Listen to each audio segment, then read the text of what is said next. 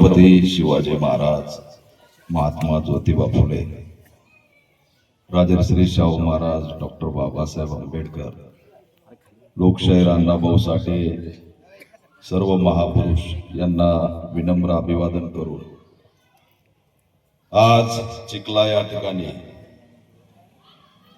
महाराष्ट्रामध्ये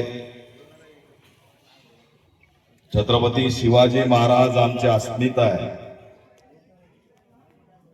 हे शांत आणि ही अस्मिता वाचवण्यासाठी जिजाऊच्या लेकीने जे शौर्य गाजवलं त्याला जय भीम आणि जय शिवराय करण्यासाठी या ठिकाणी मी आलो. ज्यावेळेस ही घटना बघितली तळपायाची आग मस्तकाला घेतली की हा महाराष्ट्र छत्रपती शिवाजी महाराजांचा महाराष्ट्र, डॉक्टर बाबासाहेब आंबेडकरांच्या संविधानावरती चालणारा महाराष्ट्र. आणि जनावरांसारखी माणसं कशी काय दिसू शकतात? ज्यावेळेस आमच्या आईचं त्या ताईचं चित्र बघितलं, ते अनेकांनी फेसबुक व्हॉट्सअपला व्हायरल केलं, पहिल्यांदा मला असं वाटलं की मी हे व्हायरल नाही केलं पाहिजे. अरे बहीण आहे आमची, त्या बहिणीचे ज्या प्रकारचा व्हिडिओ आला त्या बघून वेदना झाल्याशिवाय राहणार नाही. काय काय म्हणावं या महाराष्ट्रामध्ये, कशा प्रकारे जनावरांसारख्या विचाराचे लोक असू शकतात? गुन्हा काय? आपल्या समाजाला न्याय मिळावा म्हणून लढणं, त्यांना एका अचानक टार्गेट झालेलं नाही, पुतळा बसवला, हल्ला केला, हे नाही. आम्ही ओळखतो कार्यकर्त्याचं संकट काय असतं. दीपक केदारवर सुद्धा हल्ले झाले, संजीवनी ताईला फक्त पुतळ्यापुरता हल्ला केलेला नाही तर ती जय शिवरायचा नारा बुलंद करते म्हणून तिच्यावरती हल्ला केलेला आहे. अनेक आंदोलनात दिसते, मनोदाना सोबत दिसत आहे. अरे राजकारण वरच्या स्तराचं असतं बाबा, त्याच्याकडे लक्ष नका देत जाऊ. राजकारण गावात आलं की गाव हे संपल्याशिवाय राहत नाही. एक काळ होता गाव एकोपानी राहायचं, पण आज ती स्थिती दिसत नाही. आज महापुरुष वाटून घ्यायला लागले. अरे छत्रपती शिवाजी महाराज या ठिकाणी एका जातीपुरते मर्यादित असू शकत नाही. त्यांना कशा प्रकारे या ठिकाणी कुणी विरोध करतो हाच मला प्रश्न या ठिकाणी पडला. छत्रपती शिवाजी महाराजांना विरोध होता,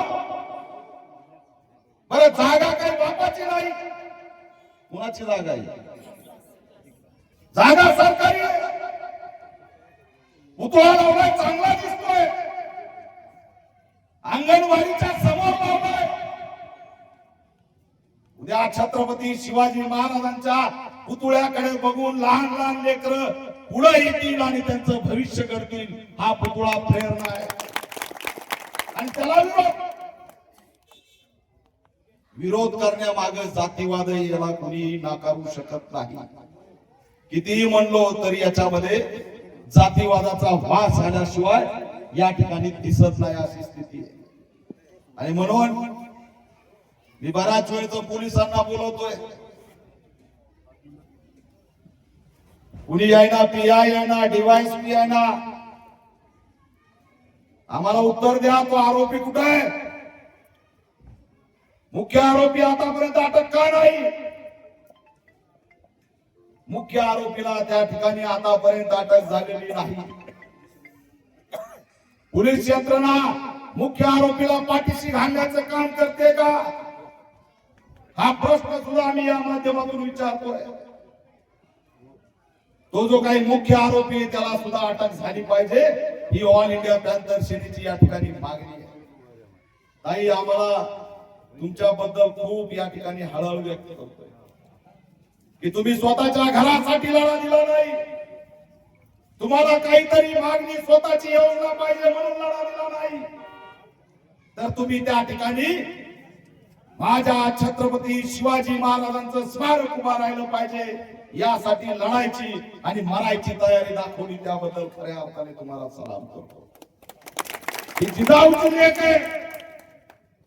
आणि बुलढाण्यामध्ये जर जिजाऊच्या लेकीवर अन्याय होत असेल तर हा भीम सैनिक शांत बसणार नाही. तिच्या केसाला जरी धक्का लागला तर या ठिकाणी समाज कंटकाला आम्ही सोडणार नाही. हा इशारा सुद्धा चिखल्यामधून मी या ठिकाणी देतोय. कदाचित सहन केलं जाणार नाही. ही आमची बहीण आहे. बुलढाणा हा जिजाऊचा जन्मस्थळ आहे. सिंदखेड राजा बाजूला आहे आणि जिजाऊच्या लेकीवर हात टाकण्याची हिंमत होते, त्यांचे कपडे फाडण्याची हिंमत होते आणि हे सरकार मात्र काहीच करत नाही. हे सरकार जर कंगना राऊतला घरावर काही झालं तर कंगना राऊतला Z+ सुरक्षा देते का नाही? आणि प्राजक्ता माळीला एका मिनिटात मुख्यमंत्री भेटतात. आज 2 दिवस झाले मुख्यमंत्र्याचा आला का तुम्हाला फोन? साधं स्टेटमेंट नाही, कुणाचं ट्विट नाही. काय पाहिजे? मतासाठी बोलणार नाही. तुम्ही मतासाठी जगा, जातीसाठी जगा, मानवतेसाठी आम्ही पुढे येऊन या ठिकाणी छत्रपती शिवाजी महाराजांचं स्वराज्य आबादी ठेवल्याशिवाय राहणार नाही. हा हल्ला फक्त चिखल्यामध्ये आमच्या बहिणीवर नाही तर छत्रपती शिवाजी महाराजांच्या अस्मितेवरील हा हल्ला आहे. आणि म्हणून ठामपणे सांगतोय, 2च राजे इथे जन्मले, बरोबर आहे की नाही? एक त्या रायगडावर आणि एक त्या चौदार तळ्यावर. काही तुम्ही दाखवून दिलं की तुम्ही जिजाऊची लेक आहे. तुम्ही खाली पडलेल्या बघितल्या, तुमचे कपडे फाटलेले बघितले, तुमच्या सोबतच्या एका ताईच्या त्या ठिकाणी पाय फुटल्याला आम्ही बघितलाय. किती वेदना तुम्हाला होत होत्या. मोठा जमाव त्या ठिकाणी उभा होता आणि त्या जमावासमोर तुम्ही पुन्हा एकदा उठून धावून गेला.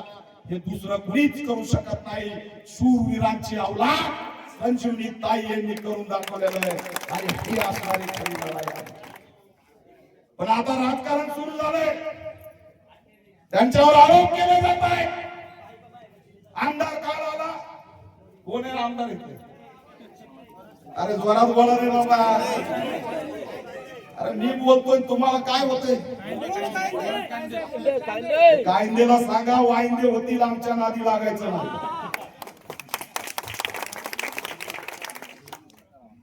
येऊ द्या, मंत्री नाही उशिराच येत असतो, निवडणुकीच्या आधी लवकर येत असतो, काही फरक पडत नाही. सगळ्याला इथं मंत्री संत्री आमदार खासदार काही नाही. आमच्या सगळ्याचा बाप छत्रपती शिवाजी महाराज.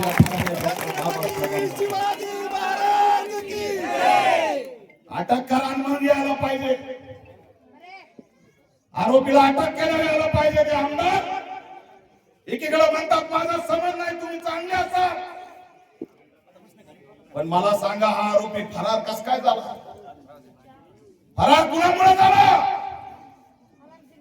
याला पळून कुणी लावलं? मुख्य आरोपीला 24 तासाच्या आत अटक करा, नाहीतर आमदार तुम्हाला एक्सपोज केल्याशिवाय आम्ही राहणार नाही. हा इशारा सुद्धा या माध्यमातून आम्हाला सगळं कळतंय, कोणी कुठं लपवलंय, काय केलंय, कोण पाठीशी आहे. आणि आता पुन्हा आमच्या ताईला टार्गेट होणार आहे. मी सांगतो तुम्हाला काय असतंय ते. तुम्ही जर एकत्र राहिले नाही, एकजुटीने ताईच्या मागे राहिले नाही तर ताई एकटी पडून, एवढं लक्षात ठेवा. आम्ही तिला एकटी पडू देणार नाही. आम्ही लय सगळ्याला नीट करून आलो. तुम्हाला माहितीये सरपंच संतोष देशमुखचं प्रकरण नीट करून आलोय. कोले कुत्रे आमच्या पुढे काहीच करत नाही. त्याच्यामुळं दादागिरीची भाषा कुणीच करायची नाही. हा जातीचा लढा नाही, समाज कंटकाच्या विरोधातला लढा आहे. आम्ही त्यांना समाजकंटक म्हणतो, त्या जातीचा सुद्धा उल्लेख करत नाही. जातीवाद असता तर गोपीनाथ मुंडे एवढ्या वेळेस खासदार झालेच नसते. त्यांना मराठा आणि दलितांनी मतदान केलेलं आहे. पण आज फॅशन बदलली, जातीपुरतं मर्यादित राहायची सवय झालेली आहे. मानवताचं कुणालाही काही घेण देणं पाडलेलं नाही. जिजाऊची लेख, रमाईची लेख, सावित्रीची लेख, अहिल्याची लेख ही महाराष्ट्राची लेख आहे. आणि तिच्यावर जर कोणी हात टाकत असेल तर जातीच्या पलीकडे जाऊन पंकजाताई मुंडेंनी निषेध केला पाहिजे होता, परंतु तो केला नाही. हे दुर्दैव वाटतं. यापुढे दोन समाजातला वाद नाही, हा वाद आहे महिलावरती अन्याय झालाय. महिलेचे कपडे पाडले, तिचे डोळे निघाले, खैरवांची आम्ही बघितलेली आहे, सुरेखा त्या ठिकाणी तर म्हणून मतदानी आम्ही बघितलेली आहे. पुन्हा एक संजीवनी होऊ देणार नाही, पुन्हा महाराष्ट्रात खैरवांची होऊ देणार नाही, हा इशारा सुद्धा इथून देतोय. आणि म्हणून पुन्हा ताईला अटक त्या ठिकाणी अटॅक केला जाईल. मी पोलिसांना सांगतोय, त्यांना पोलीस संरक्षण द्या, मुख्य आरोपीला अटक करा, दंगलीचं वातावरण करणाऱ्यावरती लक्ष ठेवा. मला कमाल वाटते, 2 पोलीस होते वाटतं इथे. कोण होते? 4 होते. आणि 8 दिवसापासून वातावरण दूषित होतं, तरी आयबी कुठं गेली? त्याला इंटेलेक्च्युअल ब्युरो म्हणतात. आयबीला हे कळतं दीपक केदार कोणत्या दिशेने चाललाय, पण आयबीला हे कळलं नाही तर दंगल होणार आहे. अरे कुणाला विरोध करताय? छत्रपती शिवाजी महाराजांना विरोध. काय त्या जिजाऊ आणि छत्रपती शिवाजी महाराजांचे उपकार आपण विसरू शकतो का? आज आपलं जे काही अस्तित्व आहे ते ह्या सगळ्या महापुरुषांमुळे. आज आपण जे स्वाभिमानाने ताठमानाने जगतोय, आज आपण कष्टकरी कामगार म्हणून रयतेचे स्वराज्य भोगतोय, त्याला जर कोण कारणीभूत असेल तर छत्रपती शिवाजी महाराज कारणीभूत आहेत. त्या पुतळ्याला तुम्ही विरोध करताय, लाज वाटत नाही? काय करायला निघालो ह्याची लाज वाटत नाही? अरे त्या ताईचा सन्मान करायचा हा पुतळा बसवला म्हणून तर तुम्ही तिचे कपडे फाडताय, आणि कपडे फाडल्या पुन्हा म्हणताय जातीवाद आहे. जातीवाद नाही, हे समाज कंटक आहे. ज्यांनी या ताईवर अटॅक केलाय ते समाज कंटक आहेत, आणि त्यांच्यावरती मोकासारखी कारवाई झाली पाहिजे, ही सुद्धा आमची या ठिकाणी मागणी आहे. मी डीवायएसपी एसपी ना आव्हान करतो, नेते येतील जातील, पुन्हा शांतता होईल, आणि मग आम्ही ताईवर गुन्हा दाखल करू, 2 गटातलं वाद म्हणू. तुम्ही जर संजीवनी ताईवर गुन्हा दाखल केला एसपी, तर बुलढाण्यामध्ये निळ आणि ढगो वादळ काय असतं ते सापडून दिल्याशिवाय राहणार नाही. तुमच्या पोलीस स्टेशनवर कोणता जमाव यायला लागलाय, काय नाटक सुरू आहेत हे सगळे आम्हाला कळते. तिला जर एकटा पाडण्याचा प्रयत्न केला तर महाराष्ट्रामध्ये या राखा याचे परिणाम झाल्याशिवाय राहणार नाही. हा त्यांचा इशारा आहे. तुम्ही त्यांना एकटं पाडू नका. माझ्या बहिणीच्या अंगावरचे कपडे ह्यांनी फाडले, तिकडे छत्रपती शिवाजी महाराजांनी आया बहिणींच्या रक्षणासाठी अनेकांचे हात पाय तलवारीने वेगळे केले. तलवारीचा राज नसला म्हणून तुम्ही इथं आमचे हल्ले करू नका. तलवारीपेक्षा धारदार शस्त्र आहे, आणि त्याचं नाव आहे डॉक्टर बाबासाहेब आंबेडकरांचं संविधान. ते तुम्हाला सोडणार नाही. हे कायद्याचं राज्य आहे, इथं दादागिरी चालणार नाही. म्हणजे कुणाची दादागिरी असो ती खपवून घेतली जाणार नाही.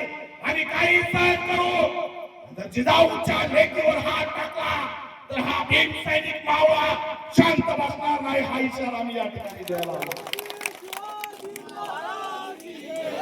बाबासाहेब आंबेडकर की जय. गाव चांगलंय तुमचं, गावाला जपा, सामाजिक सलोखा ठेवा, एकत्रित राहा. जात नाही तर समाज कंटक त्यांना नाव द्या, आणि गाव एकत्र ठेवून या गावामध्ये छत्रपती शिवाजी महाराजांसहित सगळ्या महापुरुषांचे पुतळे उभा करा. सगळ्या विद्यार्थ्यांना कळू द्या, नव्या पिढीला कळू द्या की आपल्या बापाने आपल्यासाठी काय केलंय ते सुद्धा गरजेचं आहे. आणि म्हणून हे नाव तर दिलंय, परंतु या अंगणवाडीला सुद्धा आता छत्रपती शिवाजी महाराजांचं नाव द्या अशी सुद्धा मागणी या माध्यमातून करतो. आणि क्रांती महत्वाची, माझ्या ताईचे कपडे फाटलेले बघितले, संजीवनीताई हा भाऊ तुझ्या पाठीशी ठामपणे उभा आहे आणि म्हणून मी तुला या ठिकाणी शाल आणि साडी द्यावा या ठिकाणी आलो.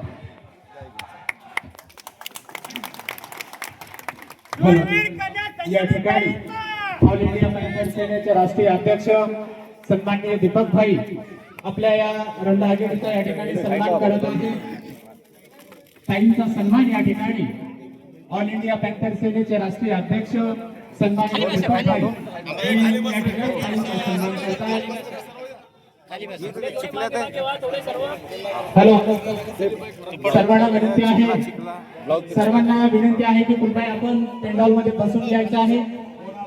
या ठिकाणी ताईचा सन्मान ऑल इंडिया पॅन्थर सेनेचे राष्ट्रीय अध्यक्ष सन्माननीय दीपक भाई